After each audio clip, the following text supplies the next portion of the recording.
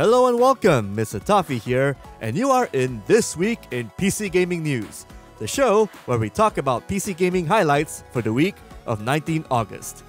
It's quite a packed week to recap, so let's get right to it. Kojima Productions' Death Stranding may be a free game to play later this year. Xbox's official PC Game Pass Twitter account has changed its profile picture to a foggy landscape featuring grassy hills and rocks with the quote, "Sometimes we just like a new landscape picture." Moments later, eagle-eyed Twitter users made the connection that the landscape is part of the open world from Death Stranding. Which would make sense, given that Hideo Kojima and his company are working with Xbox for a new project, and that Death Stranding is already on PC. The open world package delivery game will need to eventually be on the gaming service anyway. You could say that if this news is official, this will be the first time Death Stranding will be under the Xbox banner. Call of Duty Warzone is getting a sequel, and it's coming out on 16 November. That's almost a month later after the eventual release of Call of Duty Modern Warfare 2. No, not that one. This one. Warzone 2 will feature a new sandbox mode and a brand new play space, and will be available for PC and major consoles via Battle.net and Steam. The game's supposed points of interest will include classic map bits from High Rise, Quarry, Terminal, and Afghan. Hoyoverse unveiled a ton of details about Genshin Impact's upcoming Sumeru update. The version 3.0 expansion will add in a new continent to explore, filled with forests, a new dendro element for players to fudge around with, and most importantly, new gacha characters to thirst for. These include 4-star archer Kole, 5-star catalyst user Tignari, and 4-star claymore user Dori. It's a hell of an update for PC JRPG anime fans, and is sure to add more spice to their daily grind. Final Fantasy is having a hard time staying relevant, according to Final Fantasy XIV and Final Fantasy XVI producer-director Naoki Yoshida. According to an Inverse interview, he said that in terms of whether Final Fantasy is successfully adapting to industry trends, he believes the series is currently struggling. They're now at a point where they're receiving a wide variety of requests regarding the direction of the game design. To quote, "To be honest, it'd be impossible to satisfy all those requests with a single title. My current impression is that all we can really do is create multiple games and continue creating the best that we can at any given time." As KKP's resident Final Fantasy expert, arguably all of Southeast Asia, the series is at least in a good place thanks to the success of Final Fantasy XIV and mobile titles like Brave Exvius Final Fantasy, which recently hit 45 million downloads and God knows how much money from the gachas. Besides, I don't see anyone clamoring for that era of Final Fantasy XIII, right? Moms are tough. There's going to be a new Tales from the Borderlands entry slated for 21st October this year from 2K and Gearbox Software.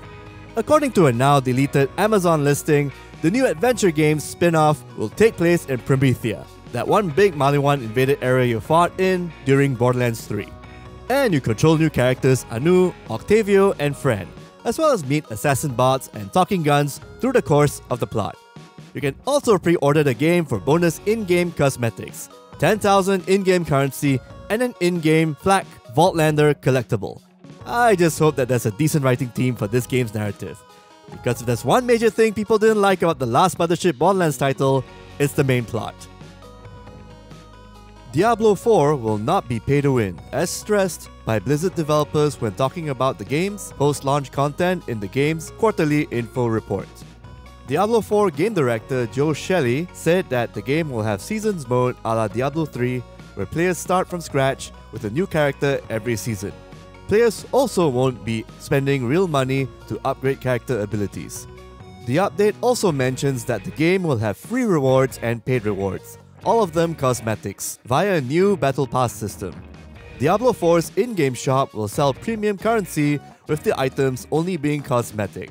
Until the game comes out in 2023, we'll have to take Blizzard's word on it, though I'm sure the company is learning its lesson from its mobile game cousin. QuakeCon 2022 is here, the online version that is, and we have a deep dive into Arcane's upcoming co-op shooter Redfall.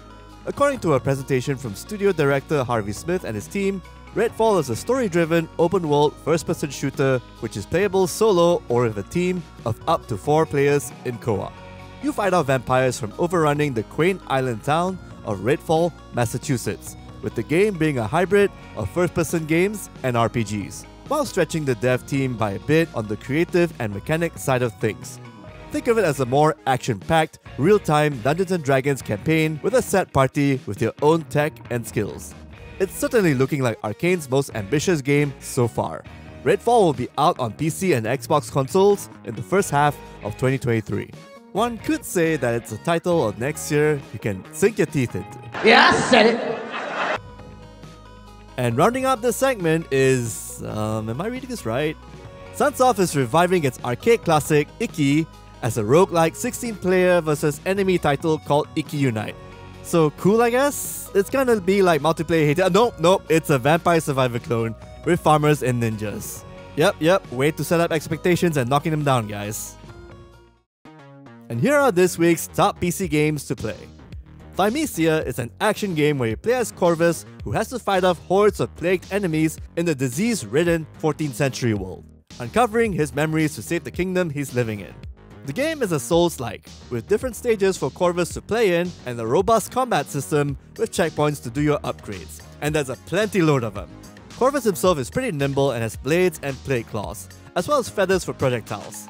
While Thymesia has a few glitches and noticeable bugs, the actual gameplay still stands on its own 2 feet thanks to its robust combat and challenges. Do give it a shot if you need more mid-sized, Soul-like fixes similar to Mortal Shell. It's a damn fine debut for Overboarder Studio. Cursed to Golf is a 2D golf game where you're stuck in golfing purgatory. Described as a side-scrolling golf game that implements puzzles and other roguelike aspects, Cursed to Golf is a joint venture between developers Chuhai Labs and publishers Thunderful. The simplicity of the game's mechanics plus the puzzle-like courses that you have to make your way through really does make for an addictive experience, especially when you have a par count you need to do it under. It really makes you want to challenge yourself and complete the hole in as few shots as possible. Cursed to Golf is simple 2D golfing fun with a cute undead aesthetic that will sate your short game jollies.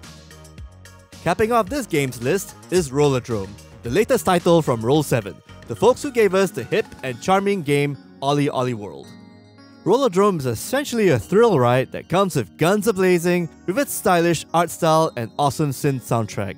A reason to welcome crossbreeding between 2 genres, third-person shooting and extreme sports skating, as well as being a nice nod to classic 80s films with dystopian carnage marathons where the strong survive. Give this roller derby a spin. You'll be glad you did. And that is it for our weekly PC gaming roundup, where we bring you the best news and game picks for the Master Race platform, be it desktops or laptops. If you like more videos like these, do subscribe to our YouTube page and smash that notification button, like how are you pulling off multiple tricks in a kill or be killed roller derby. We post new content every week. Bye for now, and keep your gaming real. Real PC! Oh yeah!